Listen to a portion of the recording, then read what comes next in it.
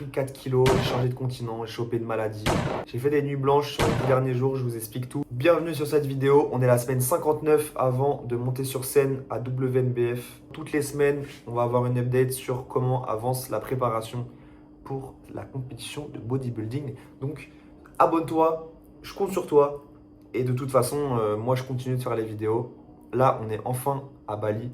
On a enfin un rythme qui commence à se créer, donc c'est plutôt cool. Je suis vraiment hyper content de ça. Je vous explique tout ce qui s'est passé. Je vous envoie une vidéo de mon training d'aujourd'hui en mode cinématique. J'espère que vous allez kiffer parce que j'ai passé du temps à le monter. J'ai aussi mangé dans un des meilleurs restaurants pour les bodybuilders qui s'appelle Pump Kitchen à Bali. Vous allez voir, c'était trop bon pour le nombre de calories. C'était n'importe quoi. Puis voilà, let's go quoi. J'ai pris des notes carrément tellement il s'est passé de choses. Donc premièrement, j'étais en déménagement la semaine dernière et en même temps sur la fin de ma mini-cut. L'objectif, c'était d'aller vers les 68 kilos. On a réussi à les atteindre avec Manu. Donc j'avais un physique vraiment bien sec. On a réussi à atteindre les 9-10% de body fat, je pense. Je vais vous mettre des images ou des vidéos en même temps que je parle. Hein. J'ai réussi à tenir ma diète malgré le déménagement, tout le stress, etc. Mais j'ai pas pu m'entraîner comme je voulais. À peu près, on va dire, la moitié des séances que je devais faire, que je les ai faites. Après, il y a eu l'avion, donc c'était aussi très compliqué. Donc au niveau du poids, on est arrivé à nos fameux 68 kilos parce qu'on voulait perdre donc 5% à peu près du poids que j'avais de base. On a commencé à 72. Je vous mets la courbe du poids, comme ça vous pouvez voir en même temps que moi. Et vous pouvez voir qu'il y a un énorme rebond sur ces derniers jours. Je vous explique tout.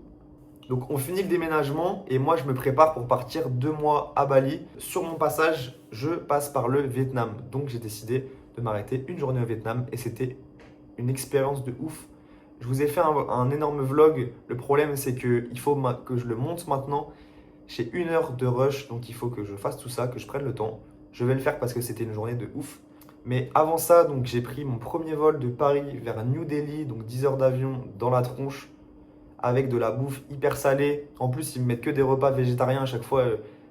Quand l'hôtesse arrive à moi, il n'y a plus de poulet à chaque fois. J'avais trop le seum. Donc la bouffe trop salée, le fait que je sois assis donc, dans l'avion pendant 10 heures, je dors quasiment pas, j'arrive pas trop à dormir dans l'avion. Ensuite, on arrive à New Delhi, on reprend un avion pour 6 heures, cette fois-ci direction Ho Chi Minh, donc Saigon, au Vietnam. J'arrive, je suis explosé, donc je fais une énorme nuit. Je me réveille, je crois, à 10 ou 11 heures le lendemain matin. Donc j'avais pris un hôtel. J'avais pris un hôtel avec une salle de sport que je n'ai même pas utilisée au final. Mais au moins, j'étais bien, j'ai pu bien dormir, etc. Donc c'était cool, juste à côté de l'aéroport. J'ai déposé mes bagages et j'ai pu aller faire un tour dans la ville.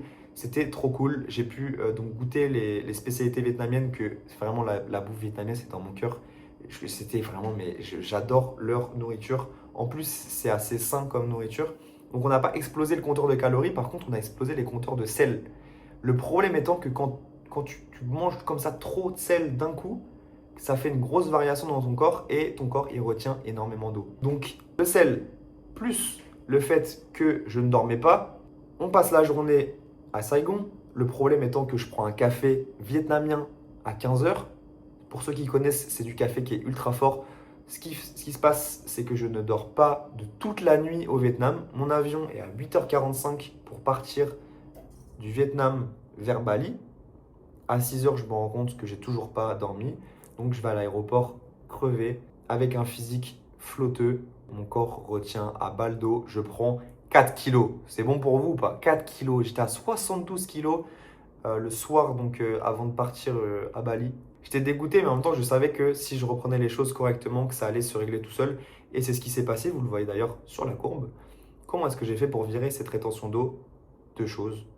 J'ai bu énormément, premièrement. Si ton corps il a de l'eau en abondance, il n'a pas de raison d'en retenir plus. Donc, ça a éliminé l'eau naturellement. Deuxièmement, j'ai mangé du potassium, donc de l'eau de coco à boire avec modération parce qu'il y a quand même des calories et des glucides dedans.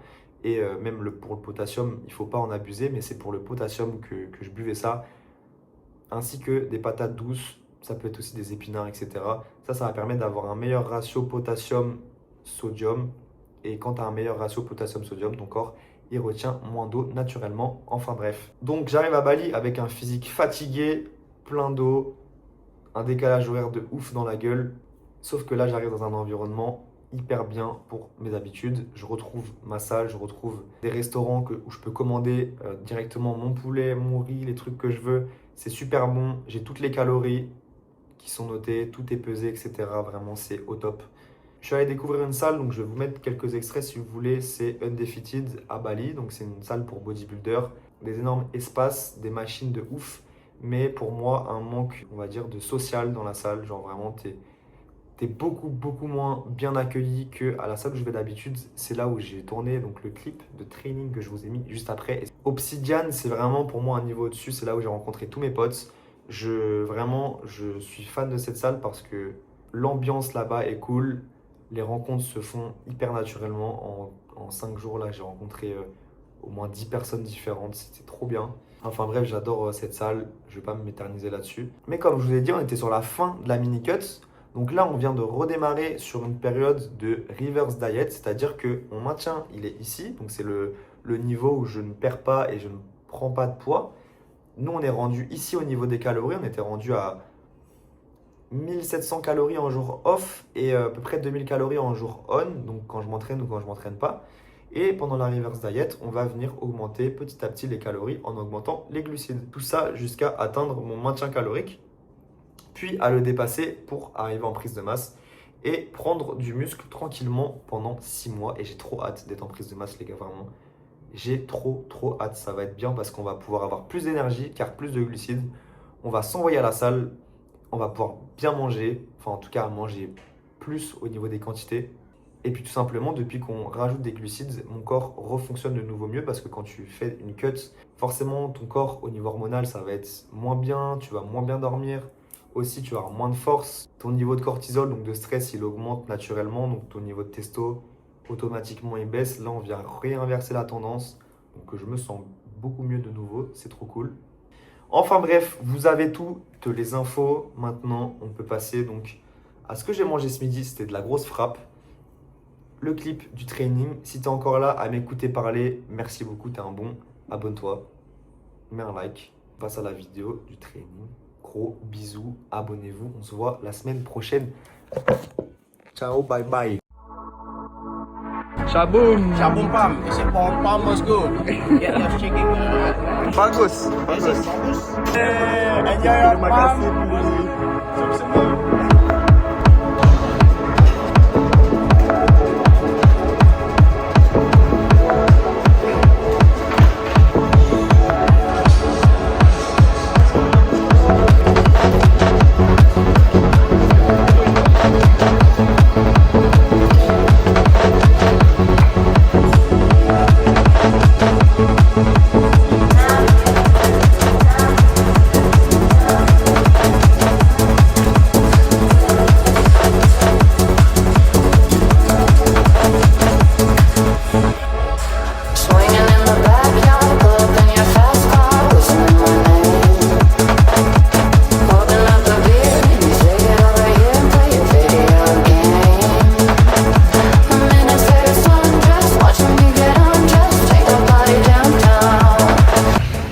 La séance était cool. Maintenant, on va aller tester un resto qui s'appelle Pump Kitchen.